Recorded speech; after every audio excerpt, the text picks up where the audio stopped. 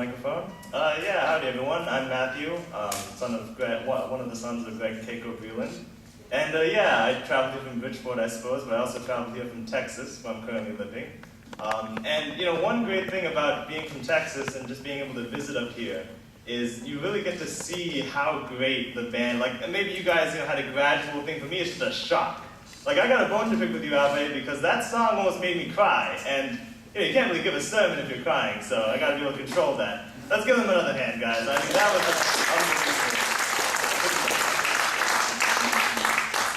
unbelievable. Really raising up the spirit in here. So yeah, I have a sermon here. It's called The Miracle of His Birth, and it's about Jesus. But I would like to start with another little holiday that's happening around here, another little tradition, New Year's Eve, New Year's. New Year's was always amazing to me. And if we go to the next slide, I just have a little comic here, Calvin and Hobbes, the classic. And this is kind of the exact opposite of what the tradition has become. Calvin here is very selfish and everything, but really New Year's has always been such an amazing thing to me because it's a day, a tradition that we decide to reevaluate our lives and reinvent ourselves into something better. And if you think about it, the day of New Year's, from just human eyes, it's really no different than any other day, right? It's just a turning the earth on its axis. And yet, for some reason, that is a day in which countless people around the world all seek to improve themselves. Now, granted, whether or not New Year's resolutions actually turn into long-term habits, everyone knows about that.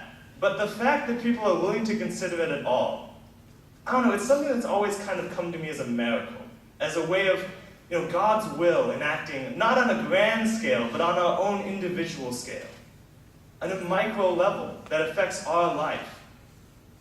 I mean, really think about it. Millions, if not billions of people all across the world having these little miracles in their life on a day that through no other means and in no other way would they have ever considered doing this, to improve themselves and to be more like the way that God intended them to be. That's amazing to me. And I think New Year's being about your birth, it really ties into, and it makes a lot of sense that we celebrate Jesus' birth around this time as well. Because that's an example of rebirth on a more cosmological level, as opposed to on a more personal level. Because Jesus' birth was so important, it was a turning point in history. It was a moment that really has shaped everything that's come after it. Probably the most influential birth in history when it comes down to it. Now, get a little bit, into the theology of it all. I really feel like you can't understand the significance of Jesus' birth unless you understand the foundation for the Messiah that allowed it to happen. Now, the foundation for the Messiah is this concept that's put forward in the divine principle about how God, what's really fundamental to how God will restore humanity. It's a process by which the impure is made pure, by which good comes out of evil, by which that which is broken can be fixed. And everyone knows as a fundamental law of the universe that it is a lot easier to break something than it is to fix something. It's a lot easier to throw some paint on a canvas than it is to make it white again.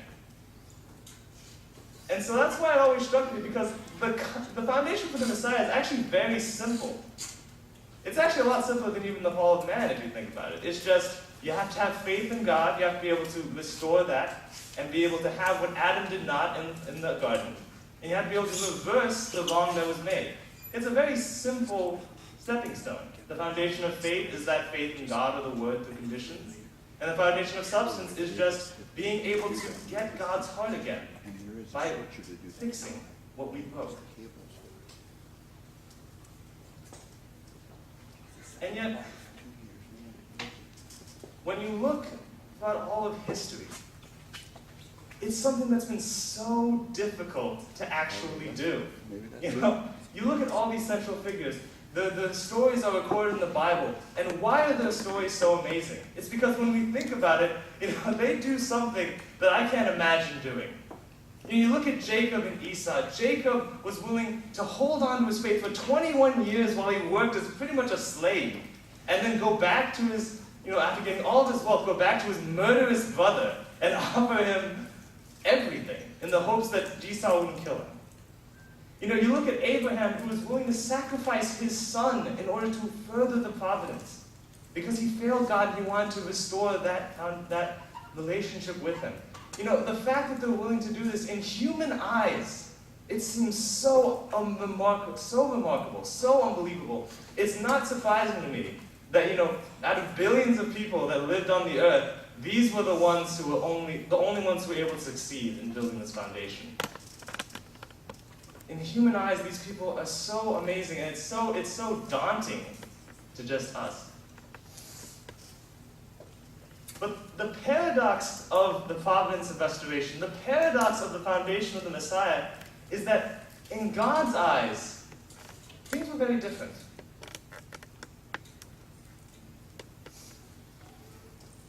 God cannot strike Satan with force. The essential quality in the creation of the universe was love. The historical tradition of this universe was carried on through love. Thus, God must maintain that principle, even if there are violators. Therefore, for the sake of restoring the fallen universe, God had to unceasingly maintain the original standard that he had installed for creating, based on the essence of love and fulfilling the ideal of true love. This has been frustrating for him. There's a lot going on in this passage. There's a lot of things that True Father is trying to tell us. And one of the things I garner from this is this idea that he maintains this essence of love, that he fulfills this ideal of love. And that's something that's actually quite tragic to me. Because when God looks at humanity, he doesn't look at the evil. Because the evil and God is like oil and water. They're separate. In his heart, he cannot comprehend it. It's not a part of him, even though he knows of it. And so he knows that he must maintain this singular love for us. The way that I see it is, it's almost like, imagine if you had a flower, and you went and you looked at all the dirt and all the universe of planets, and you found the best cupfuls of soil, and you picked them up with your own hands and you put them in your garden, and then you measured the water time and time again, the perfect amount of water that seed needed, and you poured it in so carefully, and you watched that seed, and you loved it, and you waited for it to grow because you knew how beautiful the bloom would be, but you couldn't even imagine how amazing it would be in the end. And you see the sun go to night and the night go to day, and it dies. It dies right in front of you. You can't understand it. Even though God understands evil, that's what his heart is like for every single fallen person. Because every person he sees his own divine nature in, and he knows that they're supposed to bloom, they're supposed to be beautiful, and they don't. Every single time, it's like every time of the billions of people. And so how much must he have loved those central figures? Because those were the ones, when he saw Jacob's stock, he loved it, and he saw it, and he grew just a little bit more than all the ones before that. And he knew that because of this stock, he would be able to make all the ones after it grow a little bit more. And every central figure was like that. Every single one, how he must have rejoiced, even though he was so sad, because he knew that this one was a little bit closer. The paradox of history is that mankind had its sight stolen from it. That what we see with our eyes is not necessarily what God sees. And the two viewpoints are completely opposite. And I think that goes with Jesus' birth as well. If you look at Jesus' birth through man's eyes, it was a birth to, it was an illegitimate child born to a woman who was probably the lowest sort of woman in that society. Joseph, couldn't even find a hotel in his ancestral hometown. They had to be in a cave with animals on some desert town on the edge of a great empire. This was quite possibly the most insignificant birth in human history, the most mundane, disgusting, normal birth. Nothing special about it in the eyes of man at all. And yet when you look at it through the eyes of God, when he stands in that garden going to the horizon of dead flowers that he had invested his soul into, and he sees this one flower, and he sees it bloom, and it is more glorious than he could have ever imagined. How beautiful must this moment have been? The things that happen afterwards, there's pain that happened afterwards, but this moment could never be taken away from him. Because it was a moment when his faith in humanity was vindicated, when his love of 4,000 years was fulfilled. For a single moment. We call this a miracle for man, because it is. It is probably the greatest happening of God's will on the earth that has ever occurred, except maybe the creation. But this was also a miracle for God, because for the first time, things were as they were supposed to be. It's kind of funny because miracles have the connotation of the extraordinary, when this was a miracle because it was ordinary for God. And that was what was so beautiful.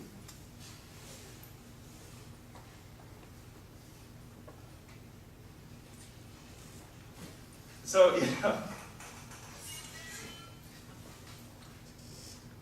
I really think that Jesus' birth was a pivotal moment in human history. It allowed everything to change afterwards. It allowed us to be here today.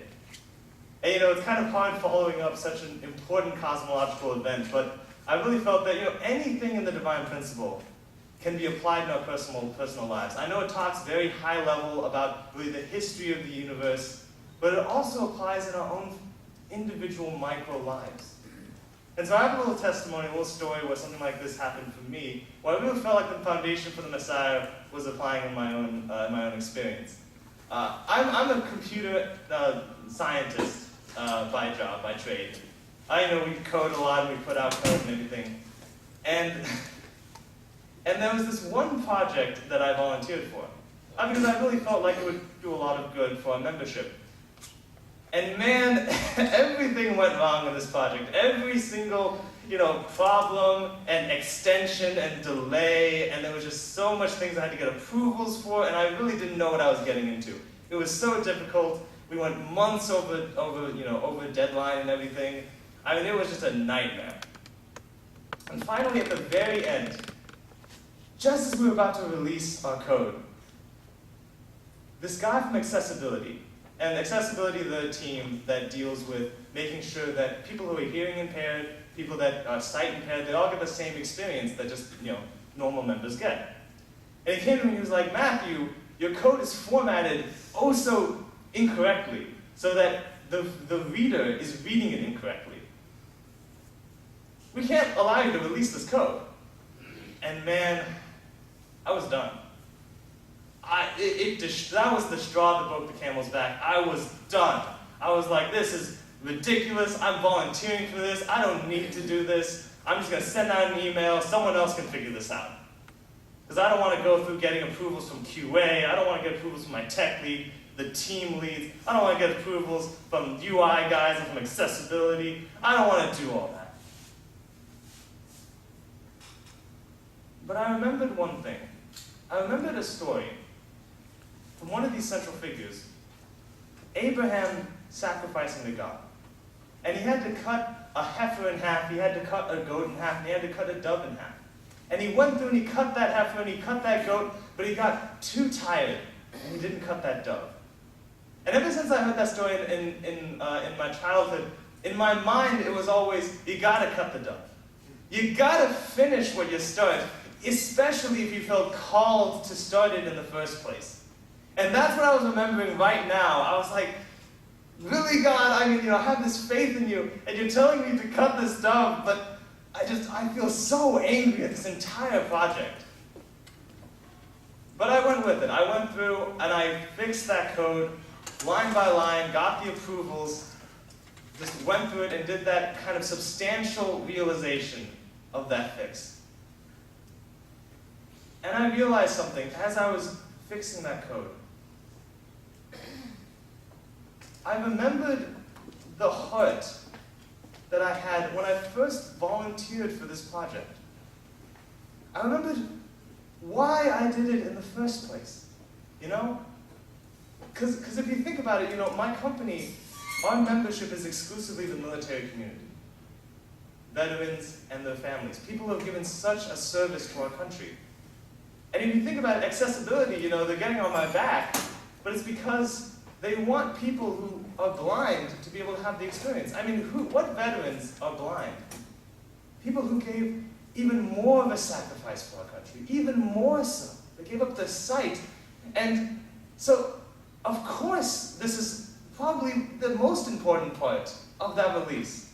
And I remembered the heart that I had of why I wanted to do this in the first place. And that was a miracle to me. Because I would have never even considered that again. You know, if I had just gone on normally, I would have just said, I'm done with it, this thing was a huge waste of time, and that was my, you know, I would have always remembered it like that this whole thing was a huge waste of time. But because of that substantial fix that happened, I was able to regain that heart. And it was a subtle thing. It wasn't like the parting of the Red Sea. It was more like Jesus' birth. It was a subtle thing because I was just sitting at that, you know, in my chair, you know, in my boxers late at night.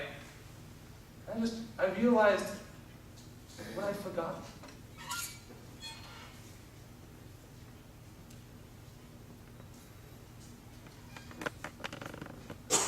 You know, in conclusion, Jesus' birth teaches us that God has given us the means to fix what is broken, to make clean what is unclean, to make good out of evil. It may not be in a way that is obvious or expected, but when hope is lost and it seems like no matter what we do, the flowers in our lives just keep dying. When we are so tired that even cutting the dove seems impossible, miracles can still happen. So I'd like to thank you all for listening and, you know, get ready for New Year's and be sure to really reflect on how you can improve yourselves and be more like the flower that God wants you to be. And God bless. Thank you.